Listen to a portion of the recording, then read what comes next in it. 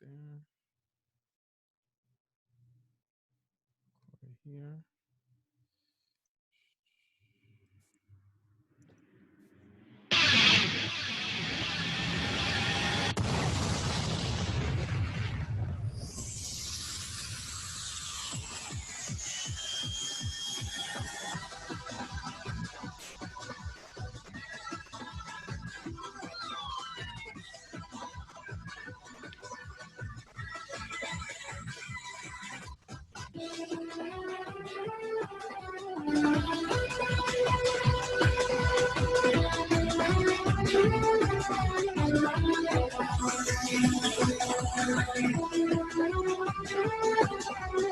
Yes, sir.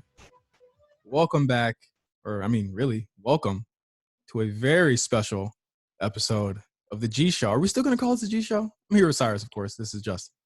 Yeah, I don't see why not. But if you want to come up with something to separate it from the A Show, then yeah. For the purposes of this is the G Show of this episode. Yeah, we'll come up with a name later. When we do further New Japan excursions, we will have a new name for this New Japan show. Of course, thank you guys for listening to us, as always, on the A Show RNC Network. We are going to be reviewing today New Japan Pro Wrestling Power Struggle 2020. And I brought this show up a couple of months ago, or really a month ago, damn near. Really, actually, it hasn't been a month. It has not been a month since. So about 3 weeks ago. Yeah. I brought the show up and I said, I want to do more New Japan coverage. And, we're here now to talk about Power Struggle. But I have a surprise for Cyrus because last time. I have a surprise for you. Are you ready? I'm not a big fan of surprises, but all right, hit me with it. Let me find the surprise. Right. Let me open up the box here. Ready? What's in the box? Oh. There you go. Flex Bomb. You asked for it. You know what I did, and I'm about to drop off. We're about to drop a lot of them on this show. Okay. Well, you gotta have a Funk Flex voice, New York.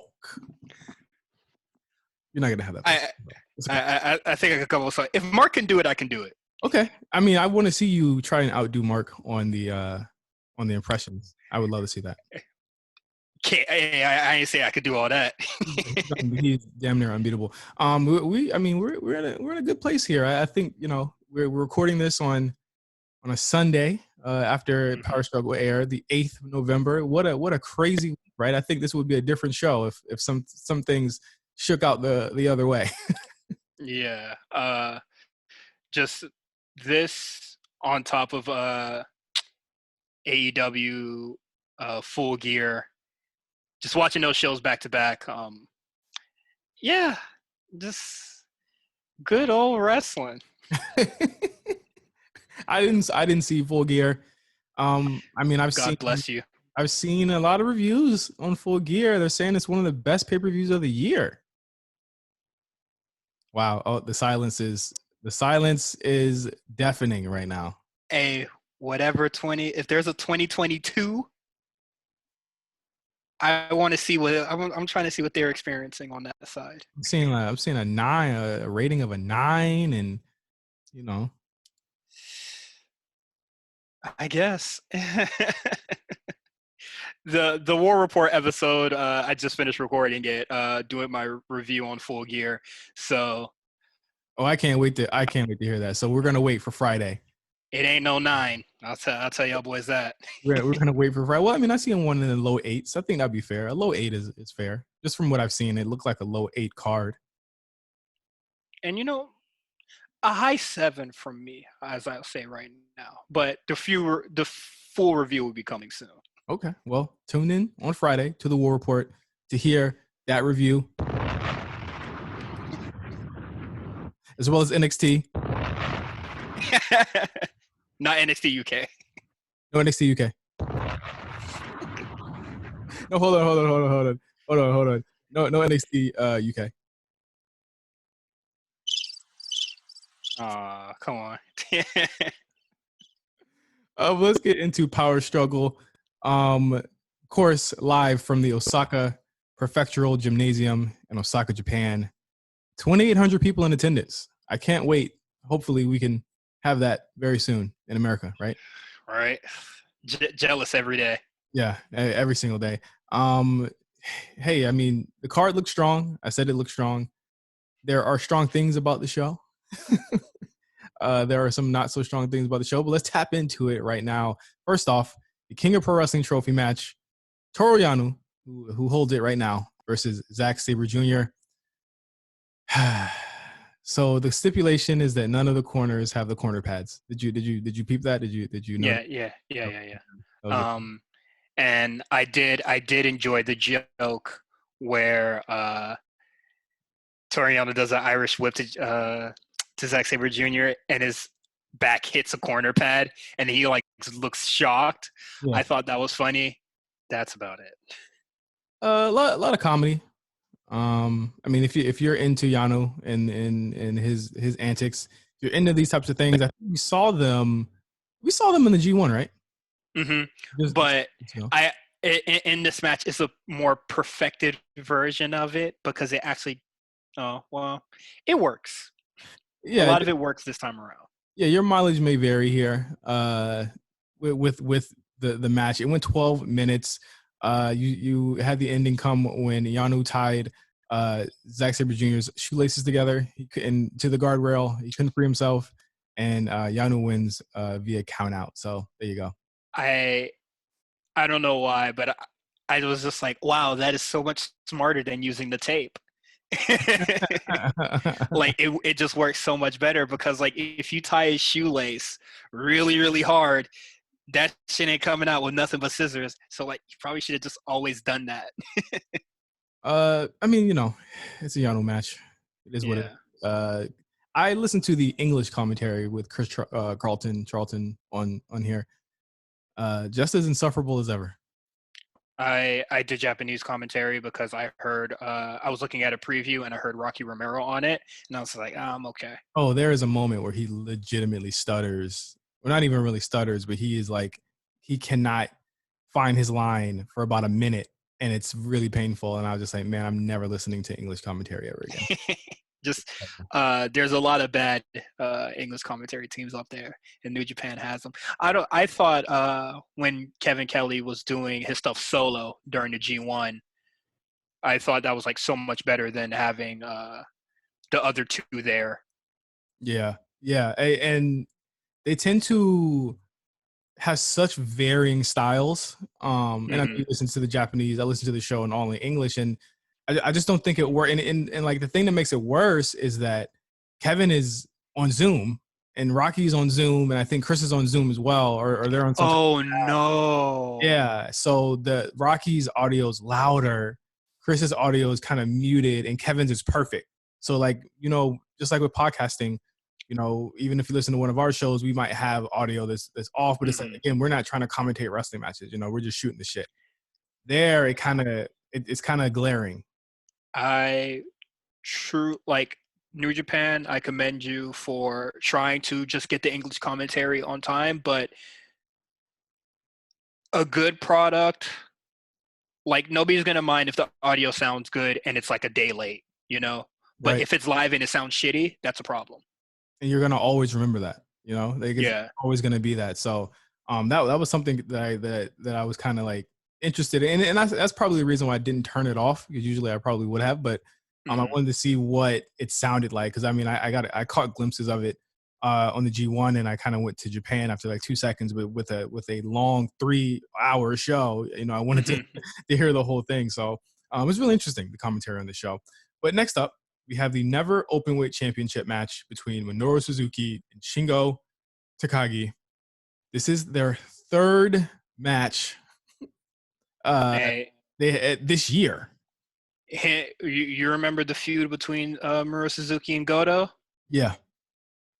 Replay? This ain't nothing. And you know what? I like Shingo a lot. I do like Minoru Suzuki a lot, but big sleep on this one. I legitimately passed out. This match is boring. I feel the same way. I think that there's only, we've seen this match before. We've seen it twice before. I Mm-hmm. think their first match is still the best one. The G1 one was like whatever. Yeah. And I thought that this one was like a repeat or a rerun of it. And I was so like odd. It was so odd that when we talked about the card, I was like, I didn't know why they were doing this one again so close to when they just had this match again. So it's like they could have waited. But I'm guessing like this will head into something with Wrestle Kingdom for both of these guys. But in the end, how many times can me and you, and it goes the same with Ishii. That's why he kind of like switches it up sometimes. But how many times can we see them get fired up, do the fighting spirit, do the forearms and all that? And like New Japan, super formulaic, and I guess you can say that a lot about like other wrestling promotions, but the New Japan formula just doesn't work for me. And that was like my main problem with not watching them for most of 2020, even though they were in quarantine. But like, prior to the lockdown and stuff like that, is just these matches, they barely change or barely switch things up. So yeah, and like whenever I said, like Ishii does. Ishii will mm-hmm. switch it up. And Ishii's, you can see he works so many styles. He can work the kind of like no DQ style. He can work the technical style as we've seen. Mm-hmm. He can work this strong style. I mean, at this point, Suzuki really only works really one. We only really saw him switch out one time, and that was the Ospreay match, which I thought was fantastic. I think I was a little higher on it than you were, but with this, I don't want to sound like we're shitting on the match, but I mean, it was just regular, just regular. And I think my big issue comes from what was the point of the Suzuki open weight championship reign? Like, what was the point? Like for all of the hype behind him getting the belt, it just didn't end up in. He just went right to Shingo again. So it's like it's just weird. Also, yeah, and also it's the never open weight belt. It just truly doesn't like mean anything. Like that belt is like absolutely meaningless to me. So like Shingo getting it is just like, well, he has it, and Naito being a double champion is just like, Naito, the only two belts that matter. Yeah, Naito being a double champion is now starting to cause a bottleneck at the top where the mid card is very low. It was always going to bottleneck, and I don't think anybody like truly thought about that, And it's just like now you're seeing it where we're getting, a whole bunch of bullshit like this. Yeah, and again, I went about 3 on it. 3, thought solid 3. I mean, they worked hard. Shingo does win with the Last of the Dragon. I thought the last stretch was cool. The middle stretch, just not for me. This just wasn't for me. Yeah, and just forearm strike. Yeah, lots of forearm strikes. We love the forearm strikes. Next up, and I'm pretty sure you're going to cut a promo on this match. So I got the bomb ready. You got the bomb ready? All right. Great Okan versus Okada. This match is ass. Great Okan is a bum. Why does Ospreay got those stupid big ass glasses on?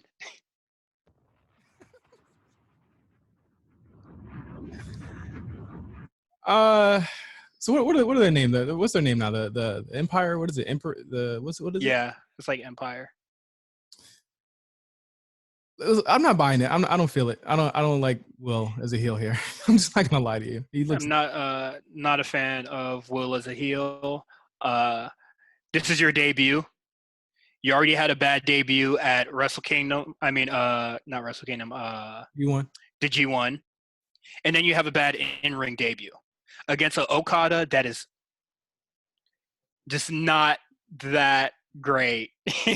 Far from where he has been. Yeah. Let's just be clear. He's not going to be in anyone's top 5. If Okada is in your top 5, you are for sure on payroll. He doesn't. Yeah, you're lying. Belong. He does not belong in any way, shape, or form in the top 5 of anything right now. This is a guy that at least could carry Fale to passable matches. There's nothing. Mm-hmm. There's nothing with Great Okan. I just don't see it with the guy. This was just it was just boring. It just really was boring. A lot of rest holds, a lot of cheating.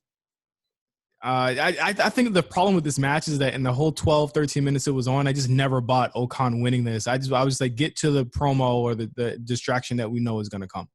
Yeah, basically. And that's a lot of these New Japan matches lately, because everybody who is a heel has somebody ringside, because seems to be the only way they get some sort of heat. Yeah. Or cheat. Like, I guess Yano is like the only person that can like successfully cheat without a why isn't he without a valet? Why isn't he the champion? He seems to be able to get one up on everyone. He could be he could be double champion right now. Yeah, absolutely. Just Naito is one shoe tie away from losing it all. he's one fight up the ramp. And so a sprint down the ramp. Yeah, one duct tape to the ring post away from losing it all. Yeah, like, it's ridiculous. I don't think this match is great. I don't see any potential in Great Okan as of right now. And I am like, my mind has been changed several times by many different wrestlers. I'm always open to being impressed. When he gets there, he gets there. But as of right now, I'm just not with it. Yeah. After the match, which Okada won with the money clip, there really isn't. I'm sorry, guys. There's not much to this match. It's him trying to get the money clip on, as he was doing in the G1 for like 5 minutes, and he finally gets it and he wins. Will Ospreay comes out, confronts Okada, says that he used Okada to get to become the best in the world and become popular, and he can't become the best in the world without beating Okada in the Tokyo Dome, and challenges him to a match at Wrestle Kingdom. Okada accepts.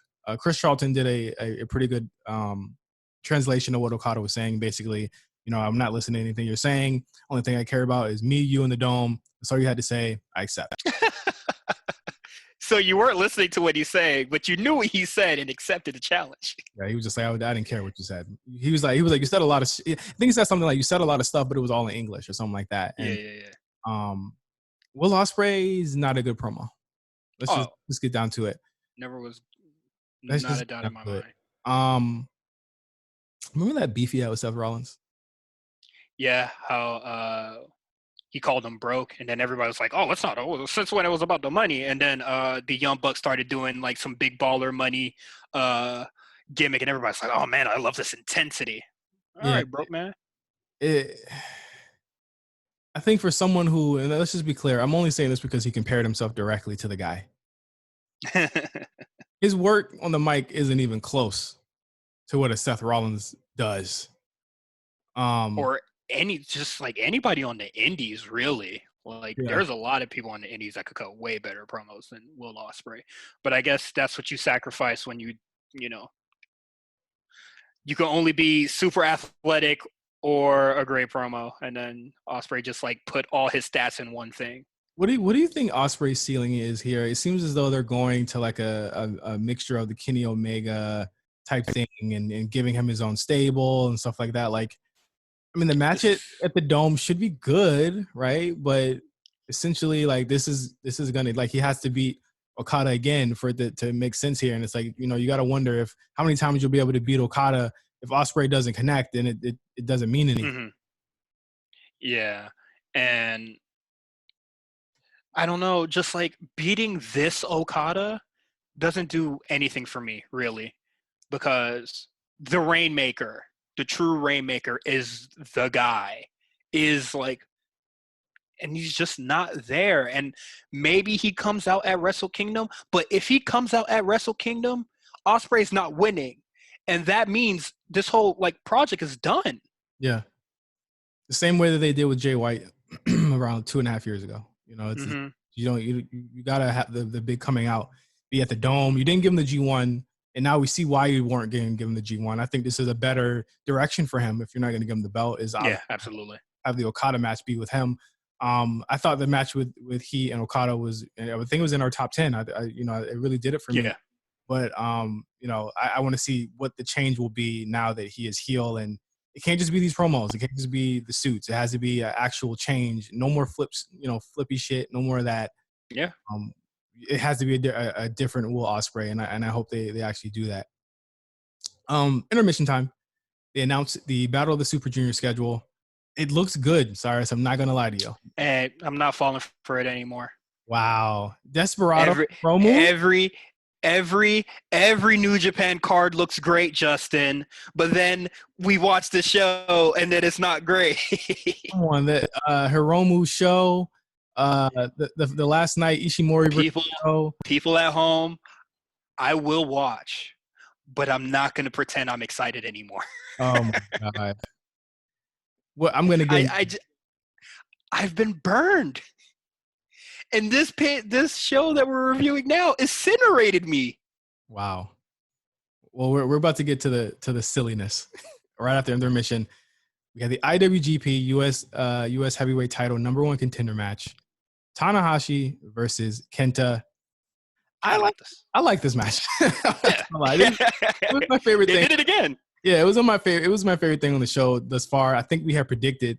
I think we had predicted on the G1 finale that Tanahashi would come out on top here to make way for Moxley. Did not happen here with Kenta winning, but I really love the fact that there was no distractions. It was a highly technical match. A lot of work. Everything New Japan needs to fucking be. Yeah. It really worked for me. I thought it was a really, really great final stretch as well between these two. Kenta has really surprised me. He's in the top 3 at least of my most improved this year. Yeah, and like I said earlier, I am open to being impressed. When Kenta first came, wasn't really with it. Now I'm all for it, and is he the only person to like successfully get out of the EC3 paradox, you would say? Woo, that's a good question. Yeah, he is. I'd say the thing about it is that Kenta always had it. You know, there was no question in my mind that he had it. I think that injuries and possibly just a lack of confidence in himself after all those injuries, and probably the WWE schedule and all that stuff is probably a huge reason why he was never able to reach that potential.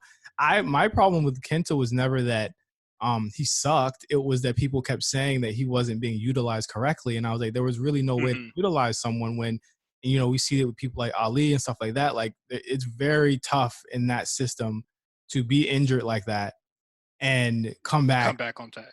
Yeah, unless you're certain acts. And you saw what happened with Ali. He got injured and Kofi became the world champion. It's like it's literally one bad shake and your whole career has changed. So like with Kenta, that just really happened, because when Kenta got injured, now look at where Finn Balor is. That was supposed to be him, and there was really nobody to blame. I think that the blame doesn't lay on anyone, but as far as him living in the EC3 paradox, I'd say absolutely he would. So completely turned around. Kenta, if you hear this, we love you on this side. Just keep up the good work, honestly. Like, him and Tanahashi are just doing amazing work. I'm sorry for calling you an IHOP waiter. Sorry, bud. Oh, come on. I forgot you said that. Yeah, but he beat Tanahashi. He tapped him at 20 minutes with the game over. Loved it. Really liked this match. I went 4 on it. Really enjoyed it. Yeah, I would say the same. Next up for the G1 Climax briefcase, Kota. Hold on. No, there's no need for a flex bomb. There's no need for a flex bomb. But I just would like to say, I made a joke about Kota Ibushi at shots at Ben, and I never said sorry to Ben when Kota Ibushi won the G1. And I planned on saying, you know what, Ben, you won. But waking up and seeing the results of this match, Kota Ibushi is a loser, bruh.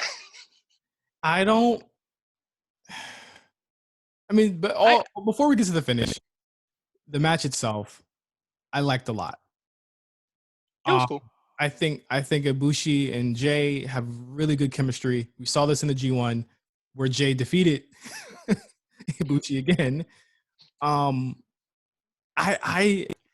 don't know why you signed this guy, make him your blue chip acquisition after Kenny leaves, and then have him and then do the Charlie Brown football thing with him every single time he tries to get the big one. I don't get it. And then they try and rectify this, and we'll talk about this at the end of the show. They try and rectify this, but it leads to more it leads to more things. It makes it worse with them trying to fix it. Exactly. It doesn't make any type of sense. And I know we're in COVID, but this is there. We could make a show on all of the decisions that New Japan has made post COVID to either liven up the product or cast out or work with the small pieces that they have. But I think that they could definitely do this better because, I mean, back against the wall, they should be able to put out a lot of crazy stuff and do crazy things, and they should try different stuff. But when it's things like, cutting someone like Ibushi off of the kneecaps by having a great match like this and then not having him, having him lose the briefcase in his first defense, it makes no sense. Like, what storyline is this furthering? Is this in service of the Bullet Club storyline? So that means that you're pushing Kota Ibushi, who was supposed to be your guy, to the back. It doesn't make sense. And where I think this may lead, it will lead him and Tanahashi to challenge for the tag belts once again. Well, no, we got to talk about what happened after the show. Okay. But the match is good. There was even the finish was hilarious because it was a flash finish. It was foot on the ropes. Foot on the highest rope, which made it even funnier. It's very crazy, but I mean, again, Jay is a great heel. And I did feel the desperation here, and it was like, it was do or die for him in this match, and you really felt that. I thought Kota was game as well. Again, Kota's one of the best wrestlers of the year, like without a doubt. Like, it's funny that we don't notice how intangible it is, but just like I said, Cyrus, like we looked at that list for the G1, and his name was on every single was on damn near every match. I will say that I'm not the biggest Ibushi fan. Like, I think he is good. So I won't never say he's like garbage or anything. But the way that New Japan has been playing around with this man, it really does like prevent me from like even, being a huge fan of him, which is crazy and possibly very hypocritical. Yeah. If you take into account that I like Naito a lot. But there's only room for one loser. Wow. I'm going to pick the one with the belt. Wow. I went 4 on that one. I really enjoyed it. Probably that and the Kenta match are the best shows of the night for me, or the best matches of the night for me. Before we get to the main event, IWGP Heavyweight and Intercontinental Championship, Tetsuya Naito versus Evil. They love to do this, and they love to make these matches 30 minutes, right? I'm on Wikipedia right now, and I didn't even realize that it went 33 minutes. But I will say this match, really, really, really good. And then Dick Togo stops to count, and it's all downhill since. And I would say that's like at the 22-minute mark where he pulls it. It's the final stretch, yeah. And the match was like blowing my expectations out the water. Like, I'm thinking they're putting on a really good show. I didn't even notice Dick Togo was there for most of it. But as soon as he finished that count, it just fucking tanks. And it sucks because Naito, who in a lot of ways can't carry matches like he used to, has to work with like literally a bump on a log with Evil, who I think Evil works. And we saw this in the G1. He works well when it's very short matches. When it's 10-minute matches, doesn't go too long. Like he works well in that. And I mean, he's a great tag wrestler too. He worked. I didn't even mind him when he was in a tag team. But with here, like they keep trying to make this happen, and it just doesn't work with him being the epic 40-minute match guy, especially with Naito, who again is a half a speed slower. The long match doesn't favor either of them, honestly. Yeah. Again, you get Naito playing the hits. There was 5 Destino countouts, low blows. It was just overbooked to hell, and the match that really could have been their best match ended up, to me, falling really short of that and just being a solid 3 for a main event, which has been the theme of New Japan this year, of having really great undercard and main events that just don't hit for me. Yeah, I saw a tweet where it was just like, man, got to commend New Japan for getting 1/4 of the roster all in one match. They literally had everybody out there, and I just thought it was really ridiculous. Like, I'm the match is really, really good until the interference starts happening. Like, and for some reason, the only interference that was really good was the Jay White one. But then when Kota Ibushi comes out as well, what the hell? Everybody's here. It was WWE level interference BS. I was not a fan of all of that. And again, it's looking like this is the nucleus of Wrestle Kingdom this year, and will be pretty much these three guys going at each other, which is cool. I mean, Naito's great, Jay White's great, Kota Ibushi's great, but you kind of like how you use them. Yeah, is you mortgage that when it's just like, we just want to see this end, and it does end mercifully. It ends at 33 minutes with another Destino, way too long, but it looks like the feud between Evil and Naito is done. Yay. After the match, Jay White showed up again to confront Naito and challenge him for January 5th. He don't want to do it on the 4th. He wants it on the 5th. And then Kota Ibushi, like you said, he came out. And then Naito said, according to Chris, that this is his last match of 2020. Naito's? Yeah, Naito said, this is my last match of the year. So that's hard. That's hard body. That's hard body. I'm not having. I mean, it makes sense because they're doing Battle Super Juniors and Tag League, and then it's December, and they take a break there usually. So makes a lot of sense. So there you go. That is Power Struggle. It dragged a lot. I'm not gonna lie, especially after these G1 shows were very like brisk. This one did drag for me a lot. What'd you think? This is a one match show, honestly. Like, I want to be. That is as positive I can truly be about this show. Is that Tanahashi and Kenta is a really, really good match, and I would damn near say it's must see. Yeah, it is really good. Kenta should be in that mix in the top, but he's got to go back to America to defend that stupid briefcase and do all that other shit. Ridiculous. Kenta's go to sleep Orlando shirt. That's hard. I need it. I think it is. I just need to scratch out the Orlando part. Yeah, the Orlando. Being in Orlando is not a good thing right now. Let's just be clear. Being in Florida in general is not a good idea. So after the show, Naito said he still wants to face Ibushi because he was the G1 winner. And so he says that he will face Ibushi on January 4th, and Jay White on January 5th. So this does the briefcase even fucking matter? This is my issue with all of this. You should have just had Jay White win the G1. He was ahead on points. You literally had him just lose the last night to lose the whole thing, which was ridiculous if that's what you were going to do anyway. There's better ways to put these three in the mix than what you did here. Also, I just typed in New Japan Global into the Twitter search, and it says that the Tokyo Dome is under threat. Boy. What the hell? Wait, under threats of what? A boycott. Okay. Tetsuya Naito demands a title match with Kota Ibushi January 4th, Wrestle Kingdom, Night 1, under threat of Tokyo Dome boycott. That's weird. I didn't see that. I'll send you the link. But hopefully that doesn't truly stop Wrestle Kingdom. Doubt it. Oh, y'all not gonna work? Bet. Highly doubt it. So I mean, here's where we're facing here. If Ibushi wins, he's in the main event, right? Of January 5th. I really don't think Jay White's gonna win the titles.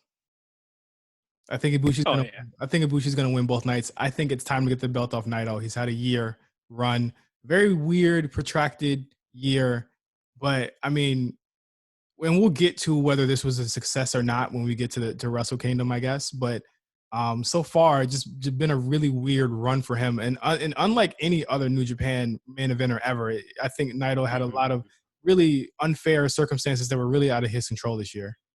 Yeah, and just not a great set of challengers outside of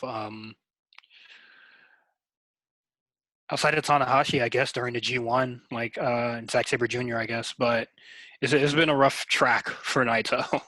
It just doesn't make sense. Again, this is an all-time terrible. Here's the thing: if any other company, AEW, Impact, WWE, did this, they would be getting shit on for this. Ibushi legitimately lost his main event slot and got one anyway, without earning it. He lost his briefcase. That means just out of respect, and it's just like, okay.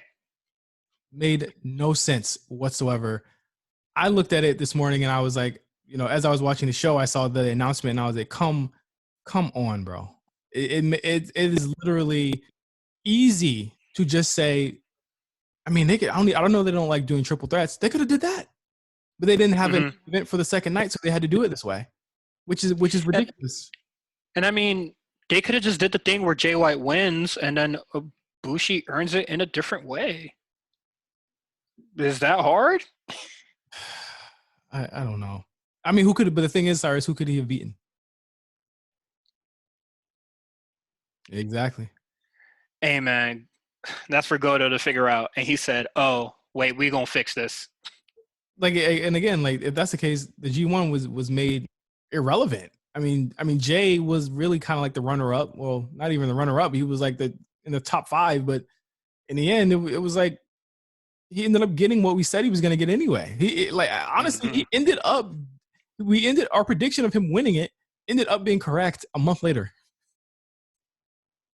It's crazy. It's crazy how New Japan works, fellas.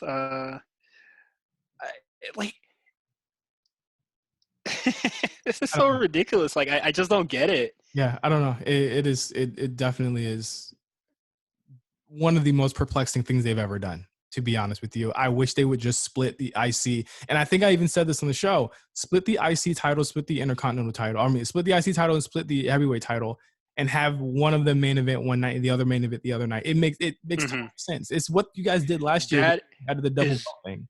That is the only way that fixes New Japan going forward in 2021. If that does not happen, then we are proper fucked. But again, they don't have enough people to fill out the IC unless they. But again, Shingo has a belt that doesn't fucking matter. He's a perfect, to me, IC champion in New Japan. But he's like fucking around with this title that doesn't matter. Like, why is it never open belt like still around? Like, why is this like? My favorite thing about this whole thing is that Dave Meltzer seems to think that the Ibushi thing makes sense because he saved Naito at the end of the show. I guess that there are some people that are truly will never ever say anything bad about this company ever, except us. That's it. You get the honesty from here, and I pride myself on not holding back on a lot of the stupid shit that New Japan does. And I feel like often than not, like I'm the only person that does say a lot about, like, I've been critical about New Japan's like depth of talent for 2 years now. I hate the excursion process because the person will go away for like 3 years and then come back as like a whole new character. And then, you get Great O'Khan. Ugh. I can't wait for those tag matches. Oof. And then, no more on the this talent shit really bothers me. It's terrible. That is it for this special episode of the G Show, Power Struggle. I guess we should come back around, end of the month, around December, to talk about the Super Juniors. And I think what we should do is just watch all the best matches from that. I'm not watching the whole tournament. We'll watch the best matches and talk about them. All right. So best matches, how are we going to determine that? Are we going to like find a list? Because since nobody says anything bad about New Japan, every match is going to be fantastic. Let's tap into a couple of people. We could ask Dom from Late Fees. He's probably going to watch a lot of it. I trust his opinions. We could ask Logan watches, our good friend Logan watches it on whenever New Japan airs. We could ask Chris Mack. He watches it as well. We could ask a brain trust of New Japan fans who like these matches, and then we could come up with 5, including the final, and talk talk about them on the show. So we'll come back to you guys in a couple weeks, and then obviously we will have a Wrestle Kingdom conversation proper, because that card will more than likely be known by the top of December, right? So once again, thank you guys for listening to the A Show. Not the A Show. What am I doing? The G Show. I think that's why we need to change the name. Yeah, because it was bound to happen one day, so it happens today. But yeah, thank you guys for listening to the G Show. As always, you can subscribe to us at the A Show RNC channel on Spotify and iTunes, as well as follow us on Twitter at the A Show RNC. For Cyrus, I am Justin. Thank you for listening to the G Show. Please wash your hands and wear a damn mask. Until next time, peace.